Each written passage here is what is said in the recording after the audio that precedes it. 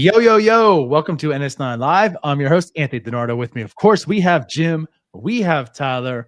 It is an off day. What's up, fellas? What's going on? Happy Thursday evening. Happy off day. It's a wonderful Thursday evening because it is an off day. But no, I mean, honestly, the Pirates won 2 in a row. Good things, good things. I was going to say 3 days in a row the Pirates have not lost. There it is. How you doing, Tyler? I still haven't looked at my bank account from the weekend. I don't want to know what I did at Touchstones, man. Well, luckily you didn't have to pay for anything because, I mean, you were invited. Well, Touchstones did me dirty. We might have spent a little money on Touchstones. Oh, yeah. I was making the joke. So for those people who don't know what we're talking about, after the game on Saturday, we went to a bar on the south side, Carson Street. And I was joking. We had a nice crew there. The Bucko Banner guys came around too. So I was joking with them about how, it was a dive bar. Tyler was in his element, loving every second of it. And it seemed like the Touch Tunes machine was very Tyler heavy for a really long time. You're welcome. And some people were talking. We're like, we need to flip this up a little bit. It's a little bit too much country happening in this bar. But no one could pass you on the Touch Tunes machine. I was joking how you're like a diamond level elite member apparently on Touch Tunes. You get VIP privileges. No one could get their songs ahead of yours. To be fair, like DiNardo jumped me a few times. Like there were people able to jump me. I wasn't playing straight country. DiNardo will attest. He was right next to me the whole time. Oh, I mean, yeah. Tyler and I were going very heavy 90s. It was boy bands. It was a group boy effort band, for NSYNC, a Backstreet Boys, Justin Timberlake. We had the bangers going. Mix. It was a decent mix, but there was a lack of hip hop, right? Let's just say there was a lack of hip hop. Yeah. You skipped over all those songs. And on the bright side, there were some people who were a little upset, I think, with you. Well, you know what? At least I didn't pay the bartender to skip over All Too Well, the 10-minute version. That's true. That also happened. The 10-minute version of All Too Well came on, and Adam from Bucko Banter paid the bartender $10 to skip it, which ended up being a good decision. That's not a good bar song. Yeah. Not at all. Now I'm still pissed off though. Still absolutely pissed off because I will say I was feeling the vibe. I sensed the vibe outside the country stuff, and I was going all with it. And I don't really know the crowd too much, but then once I saw the songs and it started going hip hop, I was like, okay, I'm in my element. And yeah, so I paid to skip ahead to get Chief Keef on, and literally 45 seconds of the song, that's when everything shut off. Just wasted my money. I was so pissed. Now, probably not as pissed off as the other ones that I skipped that paid to get ahead there and play as well. They just didn't play. None of the hip hop songs played. I think Adam or Scott got one in there. And but anyways, it was a good time. It was a good time. It was a great time. Great time. One of the few things we had to pay for as we were exclusively invited, obviously. Yeah. Just hilarious. Right. But tell you what, guys, before we go further into the show, I want to tell you all about SeatGeek. Tonight's show is brought to you by SeatGeek. Whether you're headed to a Pirates game or your favorite concert, as tonight, there's a big concert, Post Malone there. SeatGeek makes buying tickets easy. Use promo code NorthShore9 for $20 off your first purchase. That's NorthShore9, one word. Grab the app, get the deal. Don't pay full price like a rookie. So, yeah, go ahead and do so. NorthShore9, get yourself $20 off. I know some people probably used it for the game on Saturday we attended to. Just like I said, who's there tonight? Post Malone and who, Tyler? I don't actually know. Jelly Roll. Come on, you do. Oh, no. It's the one guy I knew on your little quiz. Yeah. Remember that quiz of all the country singers you gave me? Yeah, I remember now. But Jim and Ty might be using SeatGeek promo code here very soon in 2 weeks. Get us some $20 off Wrigley Field tickets. Absolutely. We're going to need that. Wrigley's expensive. Everybody's paying a lot of money to come see the Buccos. That they are. So, about the Buccos. How about that Diamondback series? The Buccos took 2 of 3. But what's most impressive, they scored 19 runs in 2 games, guys. What's going on with them Buccos? Are they letting them get hot? I guess so. I mean, the bats woke up. What they scored, they were down 6-0 on Tuesday, 9 unanswered.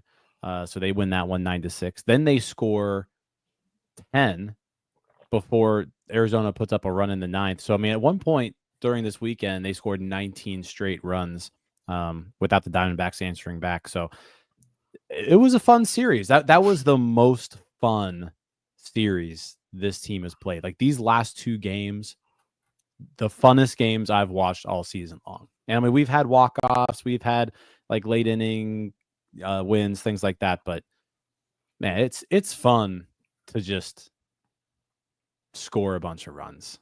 Like everybody's hitting, you're hitting the ball over the fence. It's fun to watch those games because we haven't had games like that very often. Now, I'll say this before we talk further about the Buccos. Tyler, because I like to be on your side for things, make sure you get a quote card of Jim saying funnest. Already marked that one down. We're good. All right. But yeah, so tell us, Tyler. No, man, it really is fun. Like I joked last night that it's probably the best baseball this team's played in the calendar year, but at the very least, it's probably the best like 12 to 14 innings of baseball they've played in the last calendar year, for sure, especially offensively. I mean, I don't know if it's anything special happening right now, but like the ball's falling. Maybe Donnie Ball's here to stay, boys. I mean, is it just not Donnie Ball? Is it Donnie Ball? This is, guys? This is Donnie Ball. This is Donnie Ball. And it's the funnest baseball that we've played all season long. I do want to say, I just looked up. Merriam-Webster says funnest is the superlative adjective version of the word fun. It is acceptable to say that. So, not in here. Not on my watch. No, but yeah, Don Kelly. 9-10 under Don Kelly. What was it? 12 and Pirates were what? 12 and a lot. What was 12 and 26 with Derek Shelton, 9-10 with Don Kelly so far. So it's still not like where you want them to be, but they're playing pretty much 500 ball under Don Kelly, which is working. That's significantly better than what they were doing prior. It's also 9-8 in games that Don Kelly has finished. Boom. That's ground, y'all. Yeah, I would say that's some next level propaganda. That's like me saying Henry Davis is batting .462 since Nick Solak was called up. That's what that is. But that's definitely something you would say. So I already said it. Yeah, I've already said it. I just said it now. I was say all you're saying is that is absolutely acceptable on the show also. Oh yeah. Whatever agenda we want to push, this is our show. We can push whatever agenda or narrative we wish. But also, like we've seen Mike Rabello try to coach third base. Those 2 games that Donnie Kelly is gone, Mike Rabello's running the ship. You're going to lose. We've seen that windmill. I will say this. It's small sample. I'm not here to say like Donnie Kelly is that much more superior than Derek Shelton, but the team does look more energized, and you're hearing players say that. So the players are saying that it's more, energized, fresher breath air, more or less. I want to see more. I mean, like 500 isn't really really below 500 isn't really acceptable. Still, this team should be better, but I don't think we're going to see a change overnight. And again, like we've seen Don Kelly kind of push certain buttons to be more aggressive. He said he wants to be more aggressive. And I think that's kind of like the fundamental change you're seeing right now. My biggest takeaway, I think, is with Derek Shelton, we saw a lot of changes. Now, not all to his fault. Like, like he needed to have a catalyst. He needed to start some things. And I think with Donnie Kelly, we're seeing more of a stabilized lineup. There have been some changes, like, hey, this guy needs to get going. Like, let's maybe move down Brian Reynolds. But I kind of like so far what I see out of Don Kelly. Yeah. Well, I mean, the first thing that he did was just start playing Alexander Canario every day. I mean, that was a big piece of it. The lineup has been, I feel like, a little bit more consistent. You're not shuffling as many people around. He's not playing Tommy Pham as much. He's not playing Jared Triolo as much. He's playing the guys who are performing more, which is leading to better games. The one thing so you're saying that he's playing the better players. He's playing the better players, yeah. Because I've noticed Solak's not playing much. So that's the one. Yeah, that's the one gripe I have, and I'll get to that too. But okay. The Pirates are playing better. Offensively, they've taken a small step forward. Like, let's not pretend like they're beating the door down here. They've had two back-to-back good games, but I mean, up to that, it was pretty much just the same old. Like, half of that 26 game streak or whatever they were on came under Don Kelly. But if you look at just before and after Don Kelly took over, offense before Kelly, 75 weighted runs created plus. Offense after Kelly, 87 weighted runs created plus. And kind of what we were talking about all along is, like, this pitching staff is capable of putting together, pretty good numbers. And if the offense can just not be abysmal, then you're going to trot out a semi-competitive team. And so, again, 87 weighted runs created plus isn't good. You're still 13% below league average offensively, but they're 9-10 with an 87 weighted runs created plus. So just that small uptick. I mean, the OPS 626 before Kelly, 674 after. So OPS up about 48 points total since Kelly's taken over. So again, nothing like they're not killing the ball by any means, but they're just a little bit better than what they were before. They're not the worst team offensively. They're like 22nd, under Don Kelly. So that's been kind of the big difference here. And then on top of that too, the pitching has been a lot better. And that was the calling card going into the season, was like the Pirates are going to have to win with good enough hitting and really good pitching. Prior to Don Kelly taking over, this pitching staff had a 4.31 ERA. I know I'm saying a lot of numbers here, but that ERA is down to 3.36 now since Kelly took over. So the pitching staff's ERA is down almost an entire run since Kelly's taken over. So you take that, and then you take that slight uptick in batting, and you're pretty much a 500 ball team. My head hurts. Yeah, sorry, a lot of numbers. But basically, like, pitching has gotten a lot better. Offense has gotten slightly better. No, but and all that makes sense, Jim. And I think if you look at the whole thing here, if Colin Holderman pitches like he should, and if David Bednar pitches like he should, their record's not that far off from where they are with Don Kelly at the helm. It's really not that much different here. If those guys, and Holderman hasn't been involved with Kelly as the manager, but Bednar, we've seen a different Bednar right now. So, like, that's going to be part of it. And the other part, offensively, it's just water kind of finding its level. You mentioned they're not hitting the ball harder. Brian Reynolds is getting back a little bit to at least where he should be. IKF has kind of come alive a little bit, but he's still been solid all year. Spencer Horwitz coming back has helped out a little bit. And I think they're just getting healthy a little bit too. Like, I'm going to joke all the time about Don Kelly being significantly better than Derek Shelton. And truthfully, we don't know if they're in the same situation with Derek Shelton right now. It could be as simple as what we've said for so long, where you just change the figurehead and it lights a fire. I think we're seeing a little bit of that fire right now. It's just not that talented of a team. And the real test is going to be about a month and a half from now? What happens if they continue to play 500 baseball? Can you keep these guys engaged when they're still 10, 15 games below 500? I think that's really where we're going to see what kind of manager Don Kelly is. Yep. I kind of agree with that. I mean, it's like, I don't want to discredit like what Jim said. I mean, they are playing better, but also like that ERA. Skenes is pitching. Well, he's been pitching really good too, but he's had a fantastic May. Bailey Falter's had a fantastic May, and that makes that ERA as a team come down in a sense.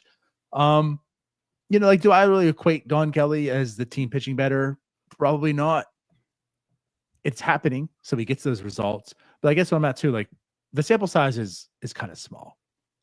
The numbers don't really matter too much for me. I think there's part of it, like the team just wasn't that bad. That's what we talked about. That's why Don Kelly's going to save Charrington's job, because the team just going to simply play better. They're just going to, like, this team just wasn't that bad. They'll get some more reinforcements like Bubba Chandler and whatnot. Like Gonzalez will come back, and they'll just naturally play better into like what their potential was, which still isn't a good team, but it's about a 500 team. And then Charrington can say, well, look what happened. It was Shelton's fault.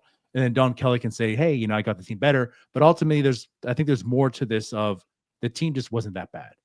But to Tyler's point, which I do agree on, that's why I opened this up with, the team does seem to be in a better place. And again, when it comes to manager, I've always felt that was more important than the X's and O's. How do you get this team ready, mentally there, go through the grind of 162 games?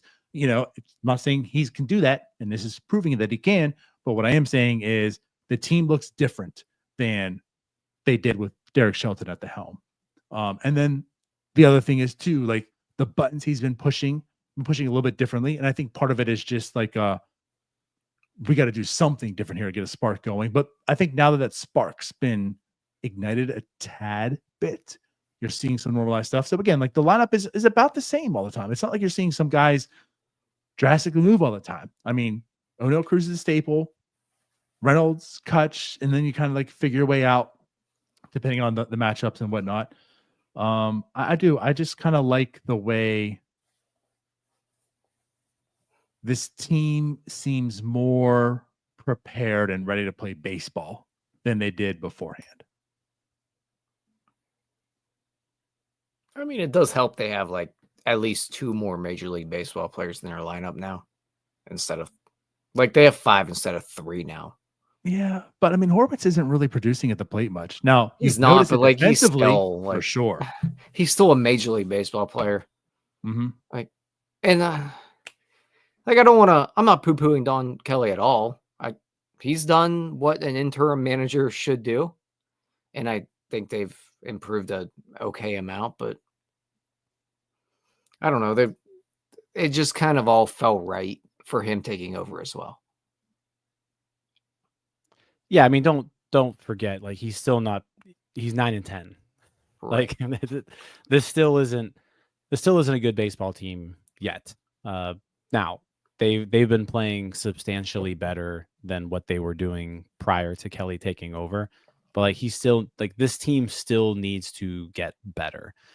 And I think that's just like the Arizona series kind of just it gets you excited because that's the best we've seen this team play all year long. And then you kind of add in the Milwaukee series, like they showed some life there too. It wasn't like it was kind of hit or miss. There was a 4-game series, they split it, but they don't seem as lifeless as they did before. And there's some game, like I mean that game on Monday, where it was 5-0, they lost, like that was rough.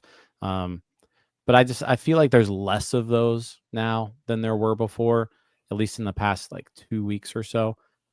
So yeah, you just keep playing better baseball. Like I said, the offense has gotten better. It's still not where it needs to be. Like I think none of us are expecting this to be a league average offense, but if it can get that weighted runs created plus from 87 up to like 93, then with the pitching that you have, you can put together a pretty good run of baseball here. But yeah, the starting pitching this month has just been outstanding. Keller's been great. Falter's been great. Skenes has been just otherworldly. Heaney was really good until his last outing. So it's just yeah, when you're starting pitching is like giving you 6-7 innings every time out, it helps things quite a bit. Agree. And I just wanted to go on like you are correct, they're 9-10, but I do think like progressively they have been playing better. Like the Atlanta series they won. Philadelphia series was bad. The Mets was frustrating. But think about it. They took the last 3 series. They took the Red series, they tied the Milwaukee series, and they took the Diamondback series. Like that is, you want to take small wins, right? That's a small win. I mean, they haven't lost any of the past 3 series. That's where we're at. But hey, Yeah. like they haven't. This is the team that just couldn't win anything, and they haven't lost. They've won 2 out of the 3 series they had. They split the other one. That's progress. Again, you're slowly seeing this team make progress. What's the next 20 games bring us, right? Like that's when we start talking. How's this team really transforming and such? But for the first, like again, they have more life in them. That's really what I'm going with it. Guys are playing better. That's good. But again, like I can't hate by any means anything that Donnie's bringing. I don't love anything yet. It's still a wait and see for me. But the team does look more energized, and they are playing better. Still not good though. I'm going to bring this up. Derek Shelton in his games, Pirates had 1 sacrifice bunt under Derek Shelton this year, and they've got, I believe, 4 now under Don Kelly. So like that is the one strategic thing I am seeing that is different, is that Don Kelly recognizes that this offense maybe isn't the best in the world, and he's utilizing I mean, let's call it what it is. Like I would say sacrifice bunting is like it's urgency to create offense. It's like we need to make something happen right here. And bunting has been Don Kelly's way of doing that so far. Yeah, and I think, do 2 of them come from Jerry Triolo? I think 2 are from Triolo. So but to your point there, he's recognizing that Triolo he's been a giant struggle at the plate this year. And instead of letting him kind of be a black hole at the plate, he's utilized him in ways that sometimes don't work out, but he's trying to find a way to utilize them. True point. If he's not going to give you anything, still under 500, I believe, right? Yeah. If he's not going to give you anything, bunting is something. Make a productive out, opposed to just an out or 2. Yeah. Okay, so cool. So yeah, good series. Don Kelly, they're playing a little better. But there's gonna be a new in this team right now to wonder about how Don Kelly is going to manage this and utilize everyone. And because that's another thing, like you talked about Canario, right? Don Kelly has been playing Canario. You see what Canario has been doing. Well, Joey Bart's on the IL now with a concussion. Something we've been kind of teasing with. We're going to see, and this affords him the opportunity to do so. Henry Davis has been playing better. Henry Davis, we know, the number 1 overall pick. There's been a lot of scrutiny with him. He's killed the minor leagues, comes to the major leagues. He has his struggles, but he still has played well under 200 games in his career, in the majors. Still much of development in place, but he has been playing better. And at Arizona series, he came to life for sure.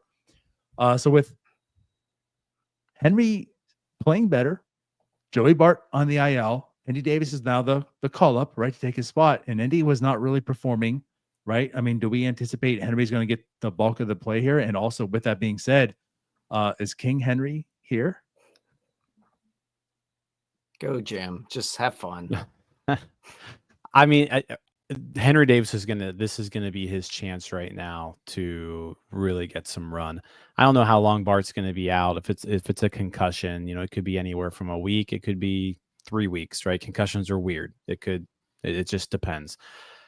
But yeah, Henry Davis is gonna get the bulk of the playing time moving forward, and I mean, he deserves it. He's been playing really well the last few weeks. He killed the ball this past series. He's been playing a lot better defensively. His framing has gotten better. He's been outstanding at throwing runners out. He's calling good games. The pitchers seem to like him. His strikeouts are way down from what we've seen. we on the broadcast last night, they mentioned about the adjustments that he made at the plate. And, if you follow me on Twitter, you'll see like that I put out some images where like he clearly made some adjustments. That back leg, he's kind of moved it. He's moved off the plate a little bit. Before he was always crowding that plate, moved that back leg a little bit. He's closed his stance quite a bit as well. So, there's been some changes that he's made, and so far he's gotten positive results from it. So yeah, keep playing him. Like you said, Donardo, I mean, this guy hasn't played 120 games in the major leagues yet. Catchers are sort of notorious for just taking a while to develop because there's so many other things that they need to do throughout the course of the season and a day to get ready for a game that other position players just don't have to do. We had Jordan Comedina, the catching coach, on, before the season started, and like a catcher's day starts the night before. Like they're going over scouting reports of all the team's hitters. So like you've got to worry about you're basically a pitcher and a hitter, when you're a catcher. You're sort of playing two roles. And so while he's learning that stuff at the major league level, he's also needing to learn how to hit. And then for the first year, he was learning a new position in right field that he's never played before. So it's like he's finally now settled into, okay, I am a catcher. I'm going to catch. And he just seems to be more comfortable up there. Like I said, the results weren't there early on, but you could tell just by the way his approach was that he just seemed like he was getting it. He's walking. He wasn't striking out very much. And now, like I said, over the last 2 weeks, he's been crushing the ball. So you just hope that it's clicking, and he's going to get some run here to show us if it's clicked or not. Yeah, he's probably your best catcher on the team right now. Like defensively, he's probably your best. And that's a credit to what Henry Davis has done here. And I mentioned it last night on the post-game show. He hit a fly ball to right field last night that went 99.8 miles an hour. That was the third hardest ball he's ever hit to the opposite side of the field. To me, that tells me Henry Davis is seeing the ball very well. And Jim, you mentioned the changes he's made. I think the one thing we're really seeing, he's not having to cheat. And that's why we're not seeing the hard foul balls 115 miles an hour that darn near kills someone in the left field bleachers. He's on time right now. He's able to keep the ball fair. It's 62 plate appearances. I'm with you guys. I got to catch myself sometimes and calm myself down a little bit. We're still talking about a guy with less than 500 major league plate appearances. He's still just 25 years old. Yeah. He doesn't have that much experience because his team has not given him the opportunity that he might run into here with Joey Bart being down, is every day at bats. He's gotten them, but it's been, like Jim said, learning right field, learning catcher all of a sudden for opening day when you hadn't played catcher in a year and a half. So he's finally comfortable in the position he's in. I like literally everything I've seen from him at the plate right now. I don't like that Jim's about to be the most obnoxious dude of all time. I'm going to want to die. I will beg and plea for Austin Hedges back if I have to in about a year. But I think Henry Davis is on the right track right now.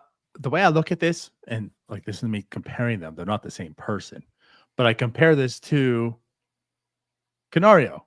There's a lot of things that are interesting about Davis, but also things that's like what normalizes here, and again, like I want to see Canario get more run. Let's see how this plays out. And that's why I want to see Henry Davis give him more run, see how this plays out.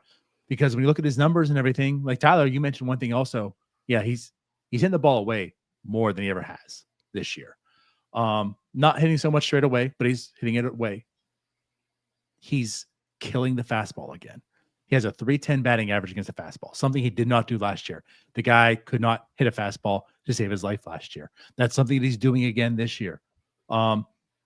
What makes me curious though is like his exit velocity. He's not hitting the ball hard. Now I think that's more of the early part of the season than recent. So again, this is more the thing of like, well, let's see how it normalizes. Let's see how this thing plays out, because he's not hitting the ball real hard, and it seems like he's getting under the ball quite a bit. And again, I think more of that was quite earlier in the season than right now, and that's what happens when you have 60-some plate appearances on the year, right? That has a big weight to your season stats. But I do, like you're saying, I do like everything I see out of Henry Davis. And I think what you said last night on the postgame show is a lot of the reasons maybe you definitely want to see him give him more run and give him that chance, because when he was drafted, is he going to be a catcher? We don't know. He's going to come here, he's going to hit.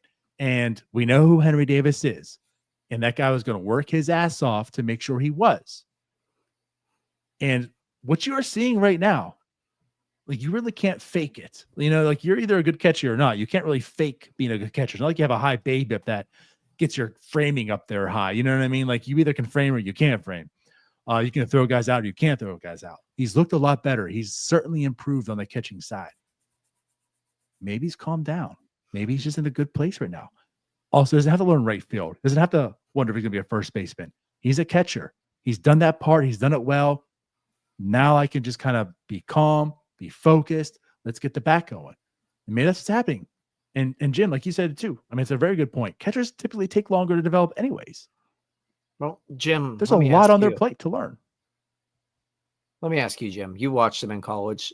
Did you envision him like developing the skills behind the plate that we've seen at this point?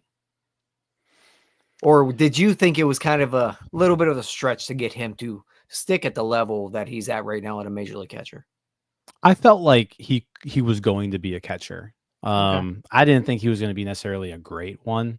Like, I always knew like the receiving was going to be a little rough, but the arm was always going to kind of be the calling card there. No, I always thought he would catch, and that he could hit. That was. Did you think his receiving would get as good as it is right now? No. And I wouldn't even say it's still like it's not great by any means, but it's passable. Mm-hmm. So that's another thing too. Like, it can still get better. And I think too, even with the ABS system coming in play here shortly, like, receiving might not even be as important going forward, especially if you got a couple challenges per game, because I would imagine that's going to be live next year. But I mean, he looks like a catcher back there. Whereas before, those first 2 years, whenever he would go behind the first year he wasn't behind the plate at all. I think he caught like 2 innings or something. But then last year, even, like, you noticed him back there that he wasn't good. Like, he was dropping pitches. It was rough. This year though, like, if you notice him, it's because it's like, oh wow, that was a nice frame. I feel like he's gotten really good at framing those glove side pitches in on righties and away on lefties. Like, he's gotten really good at that particular thing. And like blocking, he's been fine at. And again, he's been throwing runners out on the bases like crazy, which has been awesome. So I always thought he'd be a catcher. I didn't think it was going to take this long for him to figure out how to hit. And I mean, he still hasn't. I mean, we're still very early in this thing, but yeah, I mean, 10 homers and 383 major league at bats so far. So like, the power is there. It's just the other stuff hasn't really translated yet. And you're hoping that it's all starting to come together now. All it took was Adam Frazier. All it took was calling up Nick Solak is what it was. He just needed dear. another Louisville player on the team. Maybe that's it. I'll go with Adam Frazier. All right. Just because I want that signing to be worth something. And if that was the cost, then I'm with it, because this season was lost anyways. If that's how I look at it also. I mean, this season is lost. It sucks that we're in a situation where let's give guys run and try to find things. Let's see who has something, right? But if you're going to gain something out of this lost season, like Paul Skenes was saying, you got to find some things, right? Well, if you find out that Henry Davis is an everyday player, that's a major win for at least next year. Because I'll say this too, which I think none of us is surprised on, but Joey Bart has his struggles behind the plate. You notice Joey Bart. Like you talked about noticing Henry Davis last year. I don't know if Joey Bart's really like the guy you want. Like I think you want Henry Davis to really make sure he does become that guy, because then you can say, okay, well, Joey Bart doesn't have to be the guy behind the plate. Henry Davis is the guy we wanted. He is the guy. Joey Bart's also going to be becoming a free agent soon enough. Maybe you trade him. Maybe you move him. I don't know. But like, yeah, Henry Davis becoming the guy that you want him to become is going to be huge for the future of this franchise. So yeah, again, I mean, not jumping the gun saying he is, but this is certainly like, we need to allow him the opportunity. Hey, Jim, breaking news. If the Pirates 1 pick pans out, it's going to be huge. It's good news. Yeah. I mean, that's what I was going to say. Like, I mean, first overall pick right now, he hasn't lived up to expectations, plain and simple. I mean, no matter how you slice it, and you can blame whoever you want to blame for that, but he hasn't lived up to expectations up to this point. So yeah, if all of a sudden you find out this year that like Henry Davis is your catcher moving forward for a long time, like maybe we're talking again, like I'm just really excited to see him get lots of playing time at this point. That's what I want to see. Like if by the end of this year, we've figured out that Henry Davis is our catcher, then go ahead and lock him up long term. Like Henry Davis is a guy that like you can probably lock him up too. Reward the guy, make him a Pirate for life. Yeah, Pirate for life. Just name the locker after him. Name the Henry Davis clubhouse. Yeah, there it is. No, but like you mentioned, like there are still things to play for and be excited about this season. Figuring out Henry Davis is one. Alexander Canario is another. Like, is that like, did you get a steal with Alexander Canario? Let's find out. Tyler's saying no. Maybe at least a platoon partner. But like, let's find out. Like Alexander Canario should be playing every day right now until someone better comes along and decides that it's not like he shouldn't be playing. That I don't disagree with, but yeah, no. Are you saying you're saying you don't think Canario is the future? Correct. Like, no, I don't think he's the future of anything ever. But you want to find out, right? I need convinced, but yeah, you right now. No, I just don't want to watch Tommy Pham. Well, right, like Alexander Canario should be playing over Tommy Pham. There we go. That you could have just said that. I don't need to find out if Canario is the future. I know we're good here. I just don't want to watch Tommy Pham not be the future. I don't know if I know that. No, I think I'm again, good. I want to give him his due. No, I think I'm good. I mean, if you could even at least just be like some type of platoon or a bench that helps you somewhere, because there's still nothing coming up the following year that you're excited about in the outfield. So I don't know. I want to see at least what he can provide. It wasn't like Travis Snyder was fantastic, but he had a role. He was a lot better than Canario that we know of. All I'm saying is Canario is 25 years old. He just turned 25. He clearly has power, which is something this team desperately needs. Find out if you got something in him or not. Yeah. He's only played in 55 major league games. He's 162 plate appearances. Give him a ton of run right now.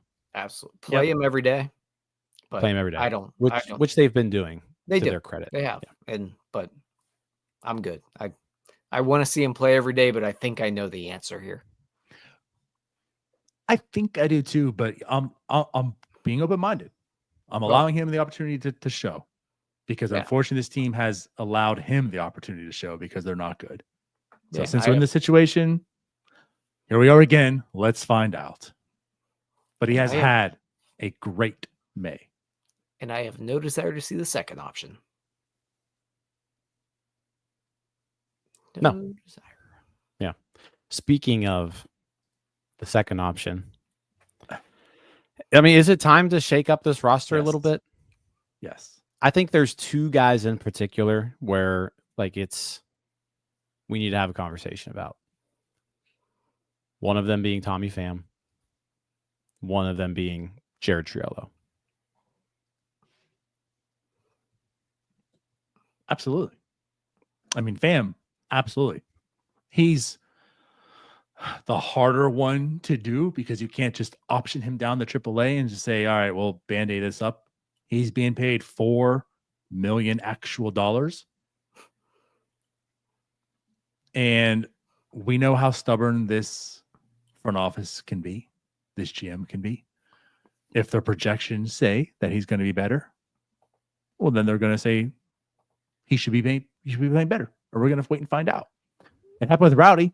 And again, like I didn't see a Rowdy turn around either, but I think we're less shocked that Rowdy turned his season around than we would be of Pham turning his around right now. There's just more talent inside of Rowdy. There's just more intriguing things with Rowdy than there is with Tommy Pham. Tommy Pham's just washed up right now. Where Rowdy is still in his prime. He's just not that good, but he has power. Like, he has power. He's a big boy. He could just pop off and hit 20 home runs or something. Tommy Pham ain't going to do that. So I'm with you. Tommy Pham just has to go because what is he doing? 3 multi-hit games in his last 4 starts. Jim, you saw those hits.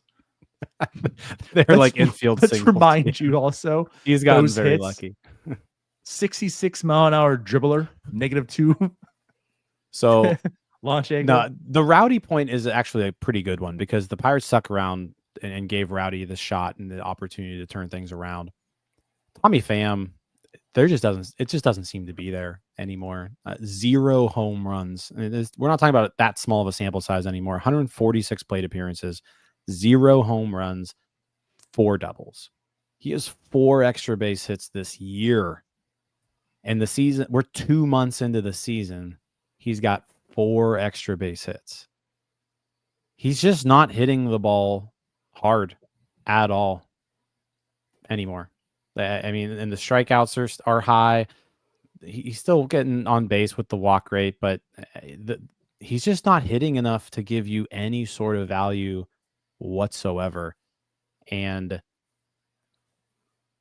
I guess if you want to make the argument that, like, you know, he can be your 5th outfielder or whatever, sure. But like let's just move on and give those chances to someone else at this point. Yeah, I'd rather see Jack Sawinski as the number 4 outfielder right now, or Matt Gorski. I'd rather see either of those two. Let me give you a counterpoint to that, though, because I would rather. But is it also best for Jack Sawinski to come up now, or just kind of chill in the AAA and just continue marinating and getting right? I mean, Jack Sawinski's 27 years old. I know, but he's been bad. 26 years old. Sorry. I'll also take the lefty bat right now. Yeah, I could. Yeah, right. That too. But yeah, I'm with you. Tommy Pham's terrible. I just want to put something in perspective as well. Tommy Pham is batting 206, 281, 237 slugging, the 45 weighted runs created plus. Last year at this time, Rowdy Tellez was hitting 175, 239, 222 with a 30 weighted runs created plus. So even that being said, Rowdy was even worse than Tommy Pham has been.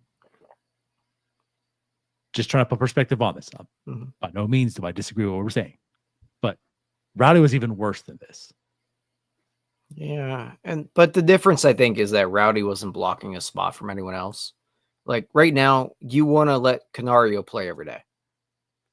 And Tommy Pham being here kind of hinders that a little bit. But yeah, he's just bad. He's terrible. He's done.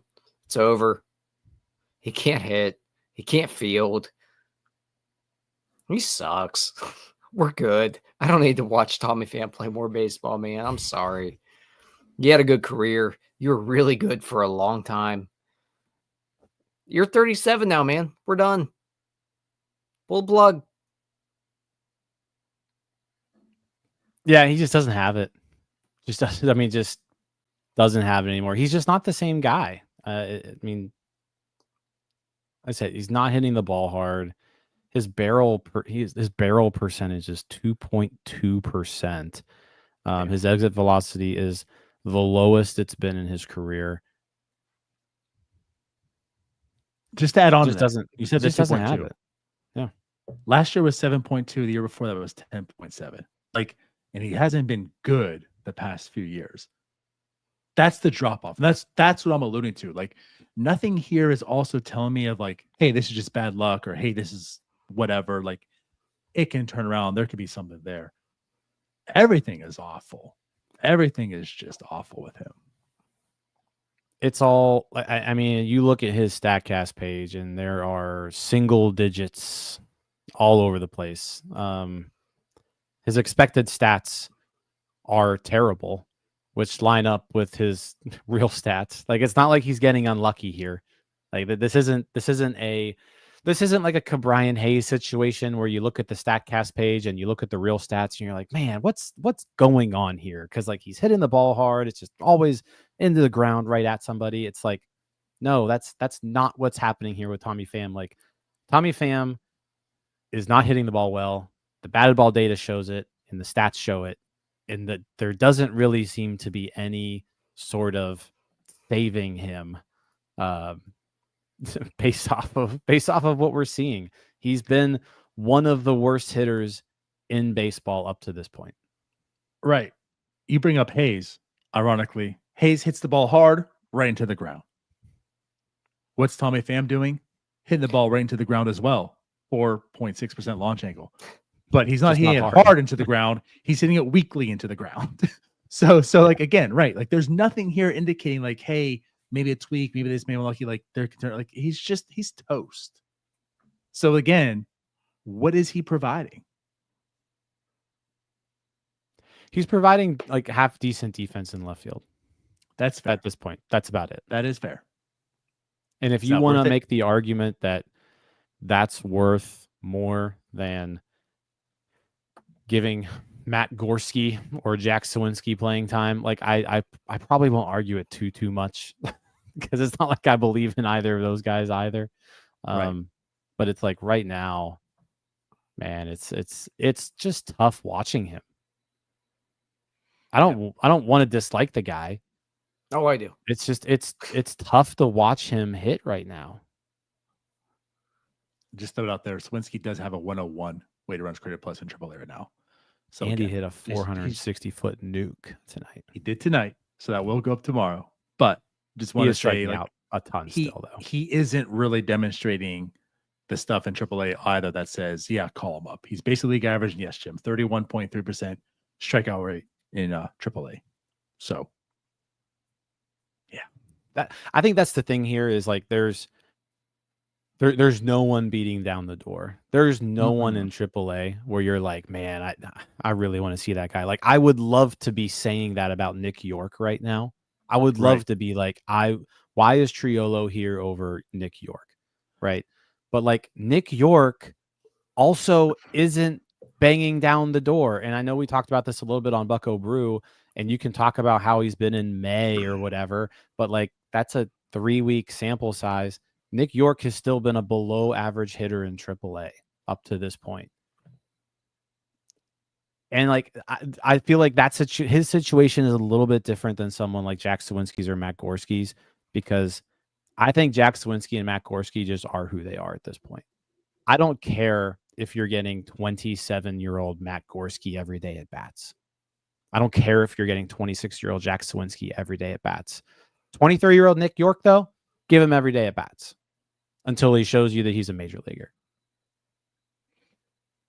That's my I get it. I want to see York up here. I do. But like, he hasn't shown me that he needs to be here. I think you can argue that. I'm not going to. But I'm saying, like, I think there's enough on the other side too. I mean, I guess it is looking more at May, but he is hitting 325 in May. I didn't see what he did tonight to really know, but 325, 350 on base, 110 weighted runs created plus. The guy's striking out just 15% of the time, not walking a whole lot either. Walks have become a little bit more recent, but he's playing enough. He's playing good enough ball right now, and it's been a month to say I could see the call. Because again, what's the caveat here? Triolo, who's not really doing too much either. Maybe Triolo, again, like, what's maybe best for him is to just come down to AAA. I know he's old, but again, like, He's not doing it here right now, and he's not going to get that many at-bats going forward because of his play in the other teams, especially once Gonzalez comes back. So I don't know, man. I think Gonzalez coming back also. You're going to have to make a decision with that. Is that Triolo? And then I think that's the move. Is it a York and Pham situation coming soon? Like at what point, Jim, here's my question then to you. At what point, if York continues to play that he's playing, at what point do you then call him up? Is it mid-June? Is it end of June? I guess I'm just confused at what people think is good. Nick York has 2 extra base hits in the month of May in AAA. I'm sorry. He's not playing well right now. He's not playing well enough. He has promoted to the majors. 2 home runs and 2 doubles. He's got 1 home run and 2 doubles, and the homer came on May 2nd. So I'll correct myself there. May 1st and May 2nd. Ah, crap. May 1st. The Fangraphs game. All right. Okay. All right. 2 homers, 2 doubles in the month of May. 4 extra base hits. Like, he's not, and the 2 homers came the 1st and the 2nd. So we're talking about 27 days that he hasn't homered, and he's had 2 doubles since that time. They told him he had to work on his singles. He had to work on his singles for his promotion. All I'm saying is, like, let the guy show that he can hit AAA pitching for a sustained period of time before promoting him to the majors, because I think we've all seen people crushing the ball in AAA and then they get called up and they stink, right? The gap has never been wider between AAA and the majors. So I'm going to have to see Nick York hit a little bit more than just 3 weeks worth of singles in AAA before I'm like, all right, let's call him up. Okay. But I think we're all on the same page that, like, Triolo is probably the move if someone is to come up. Which, like Gonzalez has got to be close. Yeah. He's got to be close.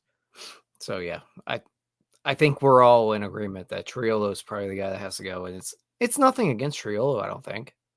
Like, I like him as a ball player. I love everything he does defensively, obviously. We're beyond the point where the bat playing like it has, you can't have that anymore. You can't have a sub 500 OPS and be on a Major League Baseball team for over 2 months. You can't. It's just the glove is so good that he doesn't have to be good offensively, but he can't be this bad. Right. Like, it's like rostering Gift and Gope.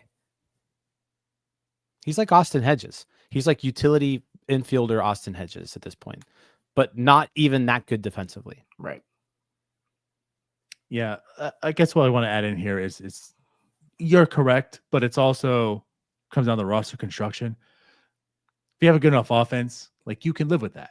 Like with Austin Hedges also. Like, you have a good enough offense, you can live with that because he provides that type of value in a situation. But this team doesn't have that good of an offense. They need offense. So unfortunately for him, if he's not providing adequate enough, then I'm with you guys. But yeah, I mean, the glove absolutely plays, and he's been helpful. I mean, the fact that he plays first base and plays it fine, he can play everywhere. But he just can't hit well enough. Again, his OPS is under 500. Like, that's just not good enough to say, well, you're a glove first guy. Like, yeah, you're a glove first guy, but you're a no bat guy right now. You need a little bit more out of that then. And the way this roster's set up right now, it sounds bad to say, but like the way they are set up, Alika Williams is almost a better fit for this roster right now. Just because he can play shortstop. And I know, like, hitting wise, you could argue it. Like, hitting wise, what difference are you going to get there? And Alika Williams is bad in AAA. Yeah, well, I mean, like, Triolo's sitting here to 30. He's sitting here with a 34 weighted runs created plus. 30. I think Alika's about and literally every day they go out there, they don't have an actual shortstop. I mean, it's an argument that you could make. There are 295 hitters, by the way, in Major League Baseball have 100 plate appearances. Jared Triolo's 290th. By the way, again, Alika Williams in AAA, a 30 weighted runs created plus. Still. What do you mean still? He's batting worse than Jared Triolo in AAA. Still. Alika Williams career weighted runs created plus in the majors 44. So Jared Triolo is basically playing has been worse than Alika Williams has in the majors up to this point. By the way, another fantastic trade by Sherrington. Yeah. It's got a guy hitting 182 in triple. Thankfully, that guy got A hurt. 26-year-old. I mean, it's what he does, right? He acquires light hitting middle infielders. He collects them like they're yeah, 4 relievers that sign multi-year deals. Yeah, right. Exactly. Anyhow. Collects them like infinity stones. Okay, so with that said, should we talk about the shakeup, right? Pham, Triolo.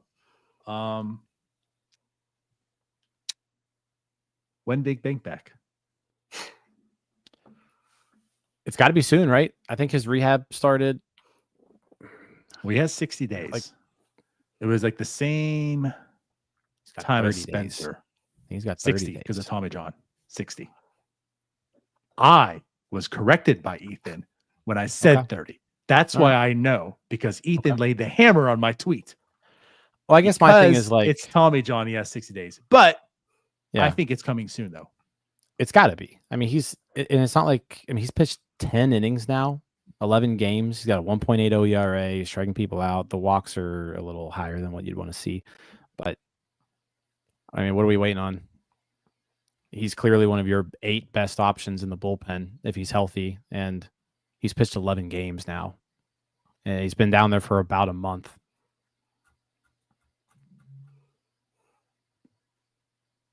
I think, again, I was corrected, so I just want to make sure that's out there. But the fact that he's promoted to AAA so quickly, he's pitching, like, I think he's going to come back. He's not going to take the full 60 days to rehab.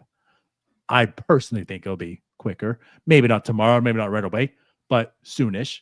And then I guess with that being said, like, who do we think in the bullpen is the guy? I think there's plenty of options right now in the bullpen as well. There's a dart. Yeah, there's a lot of options. I mean, if you wanted to, you could even say Ashcraft is a starter and send him back down. I don't know if I would do that. But like Tanner Rainey, Joey Wentz, Shea Shugert's got options. I'm cool with any of those 4, I guess, going down. Ashcraft, though, I like the bullpen role for him. So like, if you're gonna have Ashcraft as that like long relief guy, then like what's the point of having Wentz? Yeah, I'm okay letting, at the very least, letting Ashcraft kind of develop at the major league level in the bullpen role. Rainey's probably a guy you're very expendable with, and I think I would hang on to Ashcraft and keep him up, but we've seen the way the Pirates operate, and guys like Rainey might stick around just because they like to hang on to attrition here. I don't know. Like, by that time, someone else might go down, so who knows? We're still probably talking a week or 2 out. It might be a Phantom IL stent. Who knows? I just want to say I like what you said about Ashcraft. I think Ashcraft could be the perfect Luis Ortiz role. And we were kind of talking about this last year, and I think like this year is even more of a reason. Like, have him develop in the major leagues in that role. Like, I think it could be helpful for the team, be helpful for him. You kind of monitor his innings as well in that sense. And I like that. I like it. He's intriguing as that type of a pitcher. So let him go out there and do it.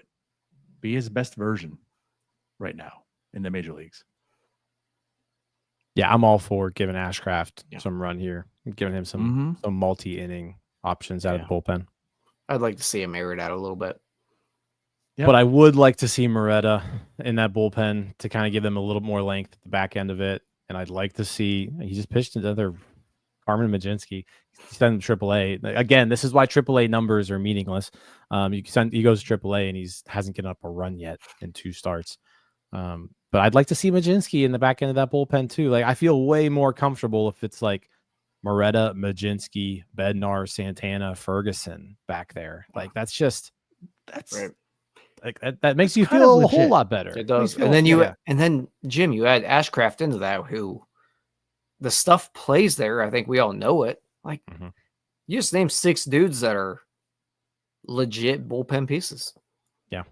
The show. You know who's legit? Like really, really legit? Paul Skenes. Yeah. Guys, it's really good. It's a 2.03 ERA now for his career. You know what pitchers had a 2.03 ERA or less in the first 35 games started? I'll name them all right now for you. Yeah, I was gonna say you can tell us if you had, because it sounds like you've got those.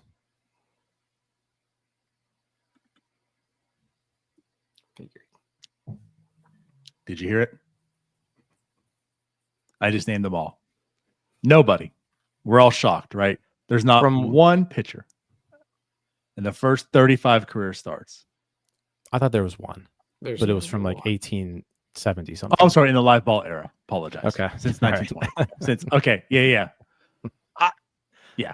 I've been stuck in the whole live ball era things, especially with the whole Pirates record.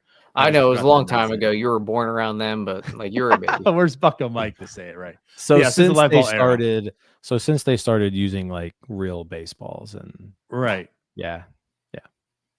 it's impressive. It's impressive. Ever since coming up, he's been the best pitcher in baseball. 2.03 ERA. I think the next best one is Hunter Brown at around 2.31. But he's been better than Skubal, better than Sale, like better than Wheeler. All these guys who you're like the Cy Young of the Cy Young candidates. He's been better than all of them by quite a bit. Skenes 2.03, Brown 2.31, Max Fried 2.40, Skubal 2.52, Chris Sale 2.56. Their ERAs since Paul Skenes' debut. Fellas,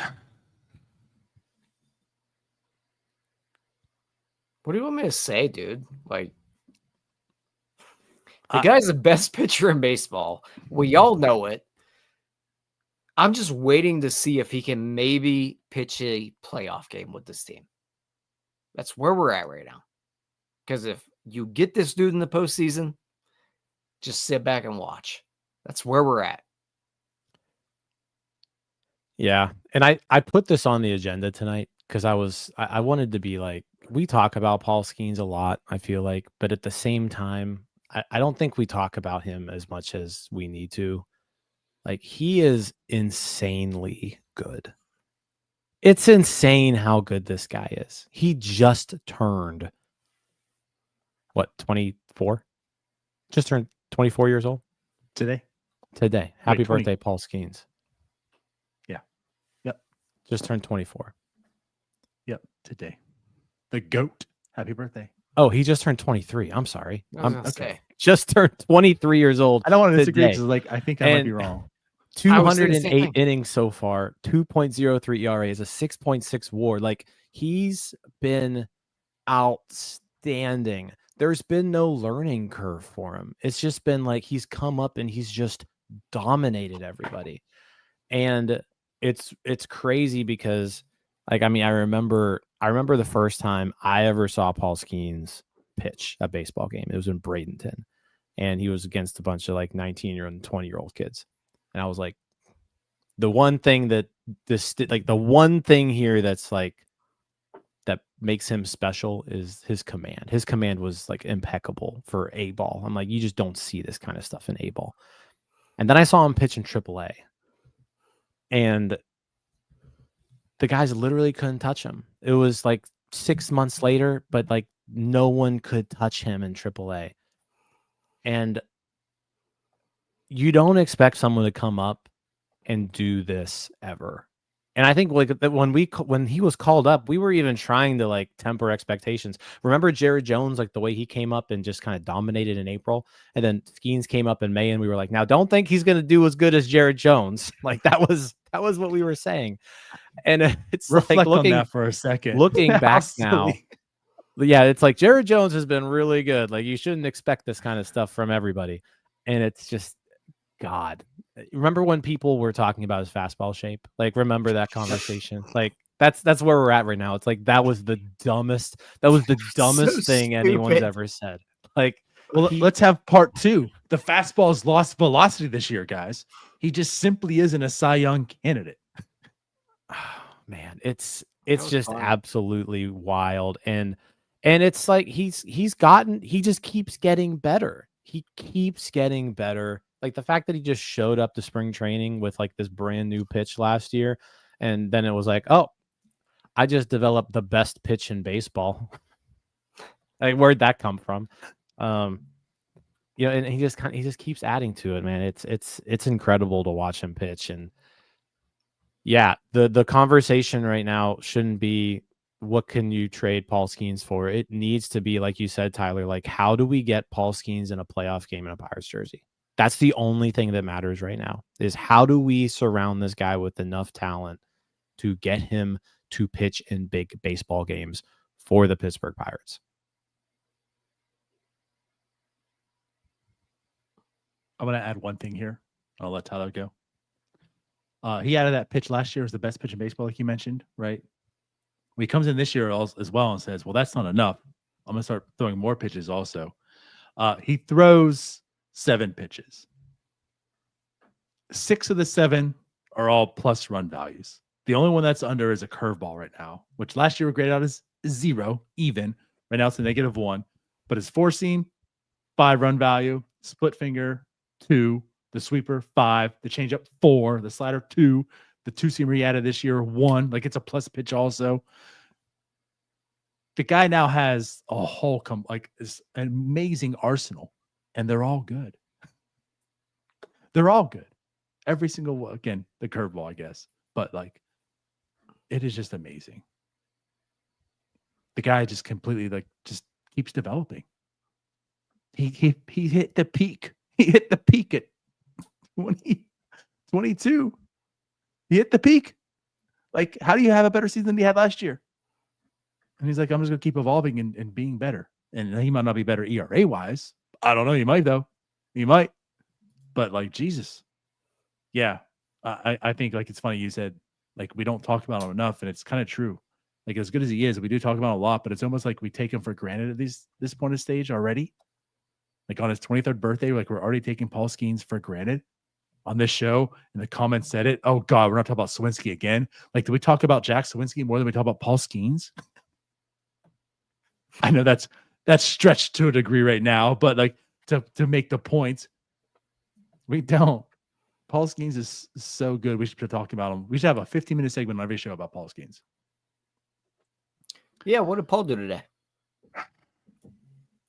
You know, how does Paul Skenes celebrate his birthday on an off day in San Diego? We'll find out tomorrow. Is it today? Actually, it is today, isn't it? Birthday's today, yeah. Today, yeah. And you know what? There's an Air Force base nearby. Maybe, like, they let him fly a jet or something. Maybe. Does he, like, does Paul Skenes celebrate by, like, watching more film? Does Paul Skenes He's like, it's my birthday. I'm going to double up on film. I'm going to double up on whatever. You know what I mean? Like, how does Paul celebrate? Again, celebrate. How does Paul have fun? How does he celebrate his birthday? Another pitch? You tinker with that? Just learns a new pitch every year. Right? Yeah. Here's what I'll say. We're in the presence of a fella whose father started the Johnny Cueto chant. Can you imagine how electric the atmosphere would be for a playoff game with Paul Skenes, and how great that guy, Jim Rosati's father, would be at starting the next great chant for Paul Skenes and making the next electric moment for the Pittsburgh Pirates in the postseason? I know we're never going to be able to match 2013, but if anybody can do it, I think someone's dad could start something to get us there. What if we had my dad and Ty Ty's dad? We could. There And you Bucko go. Mike. And With Bucko Mike. For those who don't know, Three of Jim's them. dad started Johnny Cueto chant. We learned that at the tailgate. Never knew. You know what? There's Race probably roughly 10,000 people who think they started that chant. But yeah, I'm gonna hold true. One person is right. Yeah, I'm gonna hold true to my dad started it. Yeah. Oh, he did. 100%. I believe him. Well, shout out to Mr. Rosati. I believe him. But I don't think we can match it. Potentially, maybe. You know how you could though? If it was a World Series game. That could definitely beat it. So, Mr. Nutting, account, baby. you know what you need to do? Find the GM that can get us there. And you guys need to keep believing.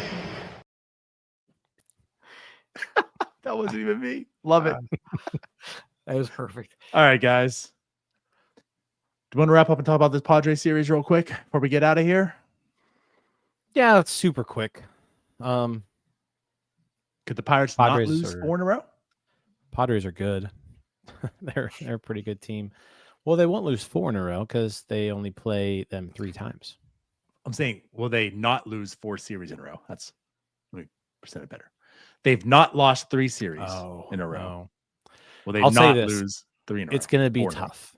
It's going to be tough. They start off against Pivetta and Cease, who are both having really, really good seasons. But Keller and Falter, and it's still going to be May, technically, when Falter starts. So, never know. Might shove again. Yeah, I was gonna say Cease got a 4.58 ERA. I don't know if that was like, you know what I mean, he's a 3.2 FIP though. I mean, it was. Yeah, I'm gonna go ahead. He hasn't allowed more than 3 earned runs since April 8th. Yeah, I'm gonna say Dylan Cease is really good. But like, this is a Pirates heat check here. It is. Cease Pivetta. Little heat check. Staying on the West Coast. Maybe they need to be there for a little bit.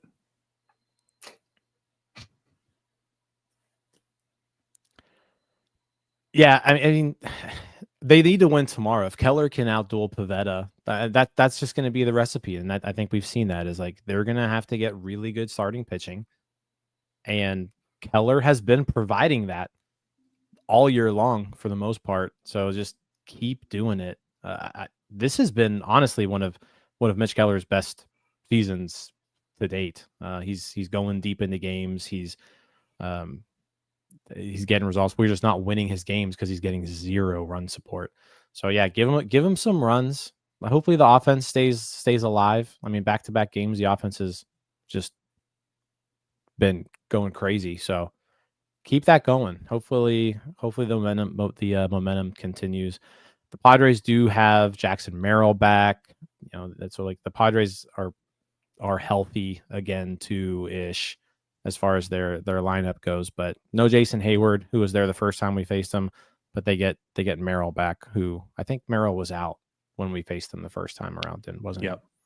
He? Yep. So yeah, I wanted to point that out. They have 6 guys with at least 116 plate appearances, one being Cronenworth, the 116. 6 guys above average hitting.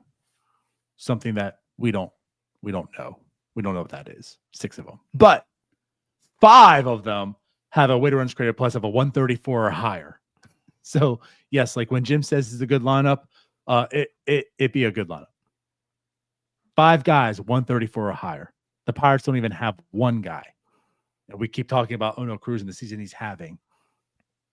They have 5 Ono Cruzes or better.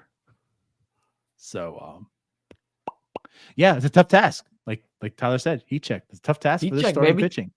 But if there's like I know Skenes isn't going to be here, right? But like Bailey Falter has been shoving. Andrew, like they've shown like they are capable of winning games as your 4 or 5 starter.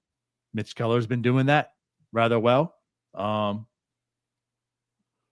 interested. Yeah, I'm interested to see how this team is ready for this series. Let's win 2 or 3. Yeah. Let's win another series. Let's take 4 of 6 on this road trip. If they win 4 of 6 on this road trip, and then they come back home after this, right?